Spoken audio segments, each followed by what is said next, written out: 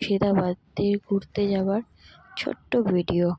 এটা হচ্ছে মুর্শিদাবাদের, আমি ফোনে দেখতাম যে নৌকো থেকে গাড়ি, বাইক এগুলো পার করে এপার থেকে ওই পারে নিয়ে যাওয়া হতো।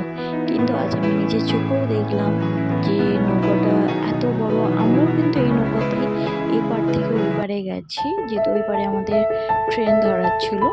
তো ওই জন্য আমরা এখান থেকে ওখানে গেছি ওই পারটায়।